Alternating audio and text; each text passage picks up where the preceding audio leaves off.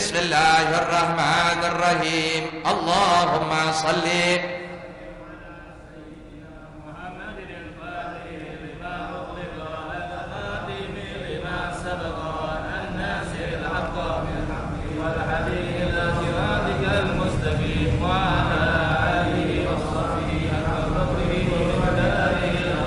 Allahumma akhrijna min dhulumatil wahmi wa akrimna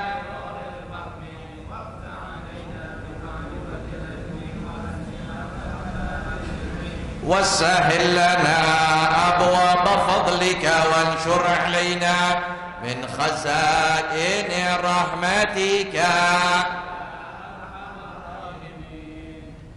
Bismillah walhamdulillah wassalatu wassalamu ala rasulillah Sayyidina wa nabina Muhammad ibni Abdullah wa alihi wa sahbihi wa man walah wa la hawla wa la quwata illa billah, amma ba'd.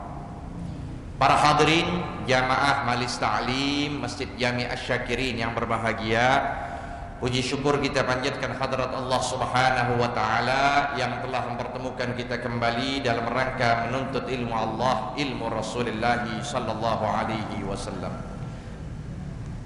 Melanjutkan kembali pembahasan di dalam kitab Fathul Ilah halaman 47 dengan fasal di dalam menerangkan hal-hal yang membatalkan sholat.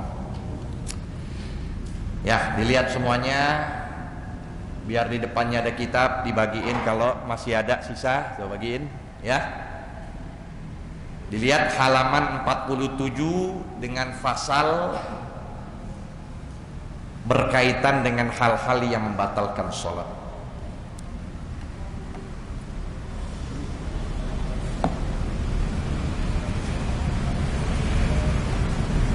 Langsung saja diterangkan. Bismillahirrahmanirrahim. Qala al-musannif rahimahumullah wa nafa'ana bihi wa bi 'ulumihi fid dharain amin. Radhiyallahu ta'ala anhu.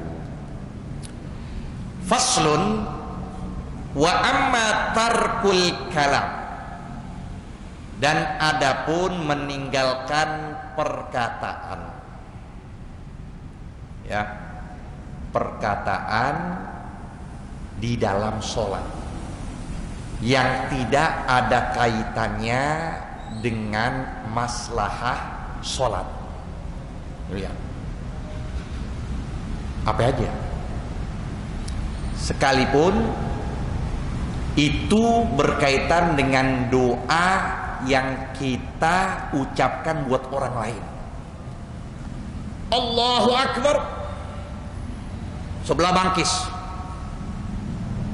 ya kan, sebelah bangkis ngucapin, kita sebut yarhamakallah, batal tuh ya, padahal doa kan, sekalipun doa.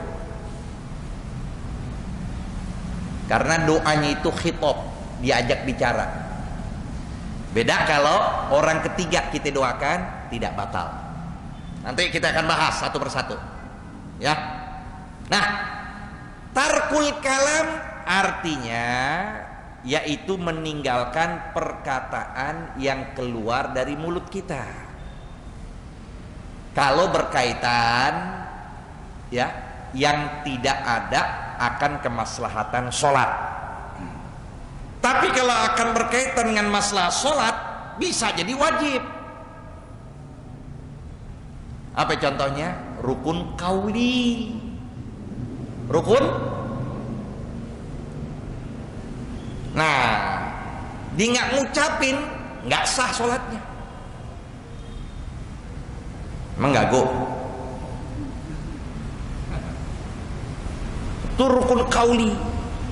Takbiratul ihram rukun qauli, Al-Fatihah rukun qauli. Baik mau sholatnya jahriyah atau sirriyah. Arti jahriyah yang dianjurkan kita angkat suara seperti maghrib, isya, subuh, atau sirriyah seperti zuhur, asar. Kalau takbiratul ihram udah harus diangkat suaranya. Itu namanya rukun qauli. Sekiranya, apa maksudnya diangkat suara? Kita sendiri yang dengar. Dengar gak kita? Nggak perlu angkat suara, ngangkat keras suara nggak perlu, tapi suaranya harus diperdengarkan, kedengeran oleh telinga kita. Nah, maka meninggalkan kalam di antara sholat tersebut yang harus kita perhatikan, fatabtulu, maka batalah sholat binutqi harfain, dengan mengucapkan dua huruf. Artinya mengucapkan dua huruf mutawaliyin, yang berurutan, sekalipun tidak dipahami. Ya, lagi sholat ngucapin aba, aba, ya, aba, tuh hamzah dan diurut, digabung, sekalipun nggak kita paham. Ngomong sayang sama bininya, saya,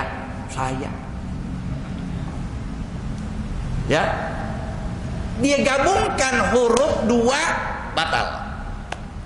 Tapi kalau tidak dia gabungkan, dia tidak gabungkan, dia ngucapin a, ba, ta, dia nggak urutin, ya, itu lebih dari dua huruf pun tidak batal. Paham itu ya? Nah, itu harus paham. Au harfin mufhim, atau huruf yang dipahami. Sekarang ada gak satu huruf yang dipahami dalam bahasa Indonesia? Ada gak? Hah? Nah, kita kan gak ada itu huruf abjad yang satu huruf bisa dipahami. Ada gak? Hah? Satu huruf A, B, C, D sampai Z. Apa? Nggak ada. Hah? S. Oh gitu ya. Itu bukan yang kita ucapin, yang kita lihat. Yang kita lihat emang S tuh, itu isyarah, iya. Tapi bukan kita ucapin kan? A, B, C, nggak ada pahaman. Tapi kalau dalam bahasa Arab, itu satu huruf banyak memiliki arti. Seperti si ibu lagi sholat, si istri lagi sholat, anaknya mau keluar pintu, ngomong sama suaminya, keduanya bisa bahasa Arab.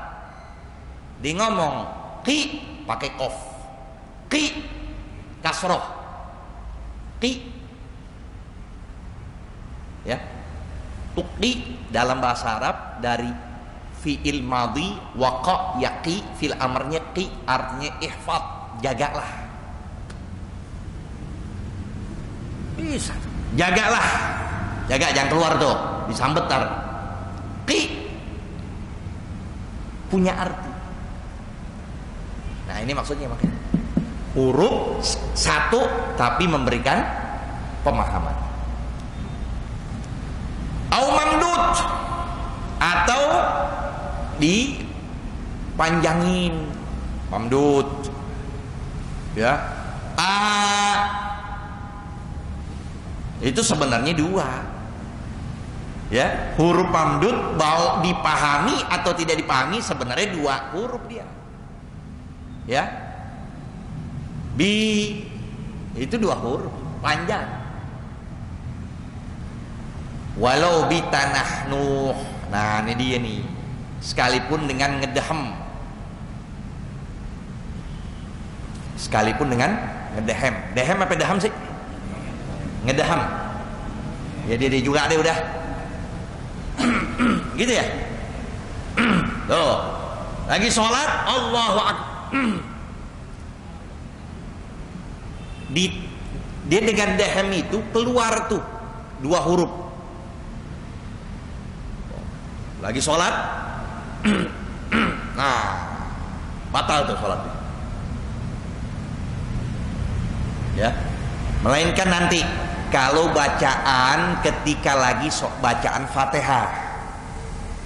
Kalau bacaan Fatihah maka tidak batal. Karena itu termasuk rukun sholat. Nah kita lagi sholat, setelah Fatihah kita baca surah, apakah ruku dan sebagainya, ada ngedehem tuh, ya, batal sholat kita. Di antara hal yang membatalkan sholat ini sering terjadi juga ini. Perhatiin itu, jangan main-main itu. Walau bitanahnu,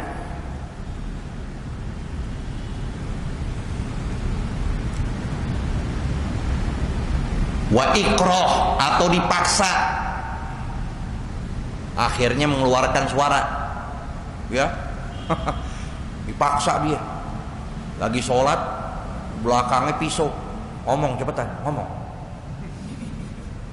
cepetan sholat, cepetan ngomong cepetan, dia ngomong, batal udah. Sama, walau ikroh, sekalipun dipaksa. Wallahi, ketawa juga termasuk tertawa. Ngelihat anak kita, ya, lompat-lompat bikin lucu, kita ketawa. Keluar tuh suara, keluar 2 huruf tuh, kita ngakak. Nah ini pun juga membatalkan. Au buka, atau nangis. Sekalipun kita lagi memikirkan akhirat, sekalipun di situ ada surah berkaitan dengan akhirat, sampai kita nangis.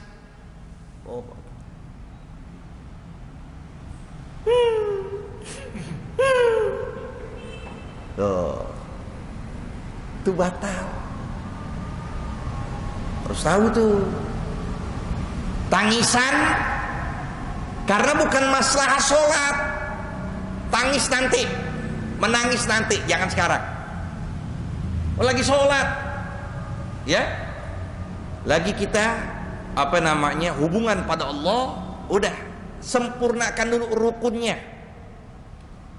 Nanti kalau mau nangis-nangis belakangan sendirian, jangan lagi sholat. Kenapa?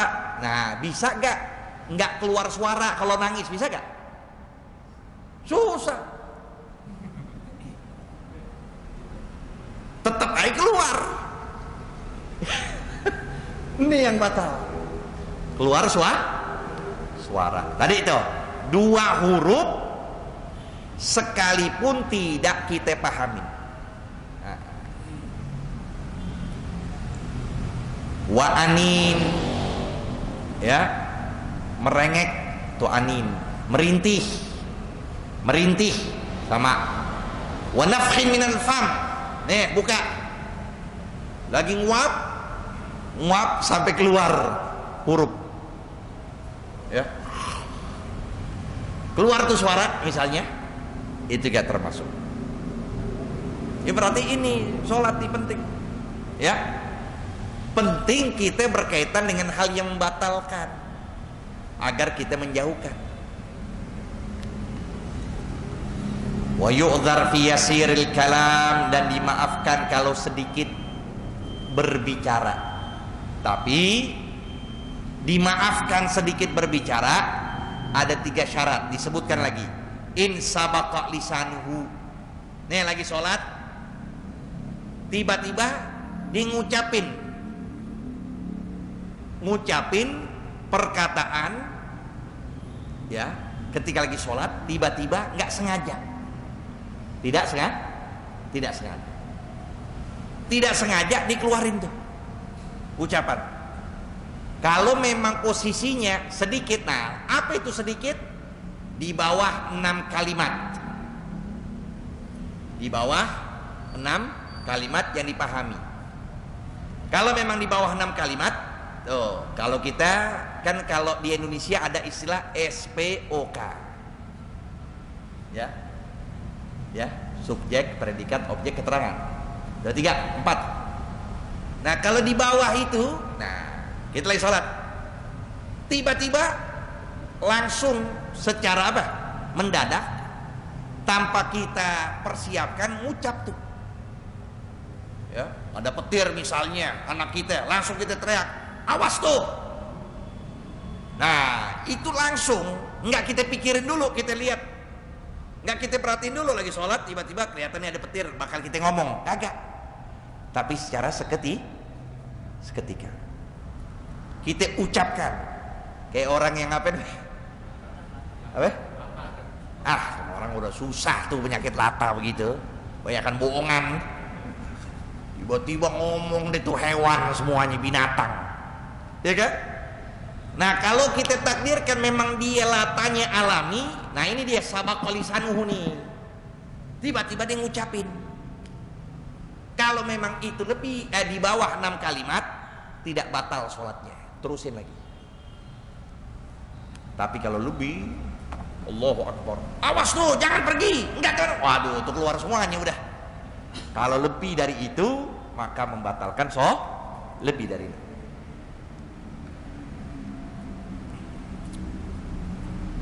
Au nasiya sholat, atau dia lupa dia sholat. Tuh, lupa dia, bisa begitu orang tuh ya, lupa dirinya sholat. Banyakan utang, dari awal takbir pikirin utang aja, sampai sebelum salam lupa dia tuh. Akhirnya ngomong, kapan ya aneh bayar. Waduh, dia ngomong begitu, dia lupa dalam keadaan sholat, tiba-tiba teringat dalam sholat, tidak membatalkan sholat. Atau yang ketiga dikatakan apa? Au nasya'a bi badiyatin ba'idatin 'alil ulama. Nah, ini udah jarang nih, langka sudah. Orang yang hidupnya jauh dari para alim, ya ini langka. Di mana aja, hati di ujung gunung, di atas gunung, tetap aja ada ulama. Ini nggak ada ulama sekarang di mana aja, medsos kemana-mana udah. Di atas gunung udah ada jaringannya. Ya kan? Di atas gunung jaringannya udah ada. Jadi nggak ada kalimat, oh aneh begini, bodoh, aneh nggak paham tuh pengertian sholat, aneh nggak paham itu rukun qauli, aneh nggak paham rukun fi'li karena aneh jauh hidup aneh dari ulama. Ya itu susah sekarang tuh ucapan begitu, nggak bisa. Karena dia udah banyak sudah bisa melihat. Ya, dia mungkin bisa mendalami, mungkin karena jauhnya ulama bisa dilihat di medsos, di YouTube dan sebagainya, bisa itu. Jadi tidak ada udzur. Ya, tidak dulu, ya betul. Kalau dulu mah, ya masuk akal. Awahwa qaribu ahdin bil Islam, au jahilat tahrim wahwa qaribu ahdin bil Islam. Nah ini mungkin. Atau dia itu kenapa dikatakan tidak memahami hal yang diharamkan?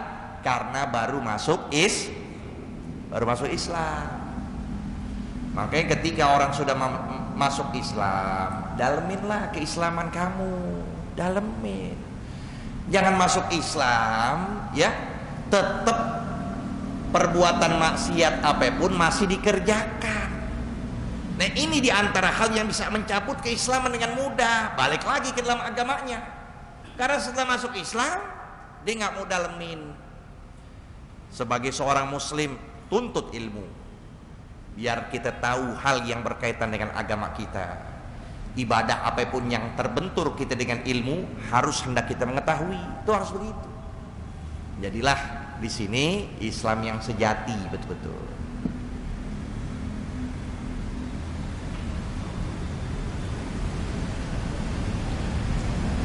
Wala yu'dzar fil kalamil katsir bihadhil a'dzar, dan tidak diuzurkan dengan kalam yang banyak dengan uzur-uzur. Kalau kalam yang banyak, nah nggak ada lagi nih. Tadi itu makanya itu. Kalau udah ngomong lebih dari 6 kalimat, sekalipun dia lupa dalam keadaan sholat, sekalipun dia lata tuh tadi lata tuh ya, sekalipun dia lata ngomong nyerocos 10 menit bisa begitu. Nah udah batal sholatnya udah. Tapi kalau memang sedikit, nah nggak jadi masalah. Wa yu'dzar fit tanahnuh, sampai sini dulu. Wallahu a'lam bissawab. Rabbi zidna ilma. Nah, juga hal yang sangat penting kita harus ketahui dari hal yang sunnah al-mahjurah. As-sunnat al-mahjurah, sunnah yang terkikis, yang jarang saat ini orang amalkan selepas sholat Jumat. Apa itu? Selepas sholat Jumat itu ada amalan yang memang itu tercantum di dalam beberapa kitab, dan itu juga ada hadisnya dari baginda Nabi SAW, yang mana kita dianjurkan selepas salam kita baca Fatihah 7 kali, Al-Ikhlas 7 kali, Al-Falaq 7 kali, An-Nas 7 kali. Ya, jadi selepas salam bacalah itu. Selepas salam baca itu. Jadi jangan, nih kita kenapa nggak ngamalin itu? Karena khutbahnya terlalu panjang. Nih, min fiqhir rajul an takunal khutbatu qasirah. Dari pemahaman seorang kepada agamanya, hendaklah khutbah itu pendek. Jangan panjang. Orang 17 kali tidur bolak-balik masih aja khutbah. Iya. Udah khutbah sedikit, yang penting rukunnya. Yang penting, kebanyakan orang yang hadir khutbah pada tidur semuanya. Kelamaan. Sedikit kena. Sebagaimana ucapan Imam Hasan bin Ali, khairul kalam ma qalla wa dal. Sebaik-baik pembicaraan adalah sedikit, tapi yang menyentuh, yang masuk ke dalam hati kita, yang memberikan petunjuk. Begitu. Ya. Jadi kalau khutbahnya pendek, bisa gak dipakai itu? Bisa. Baca Fatihah 7 kali, Al-Ikhlas 7 kali, Al-Falaq 7 kali, An-Nas 7 kali. Di dalam kitab Usyur Karim dicatatkan ada hadis Nabi SAW.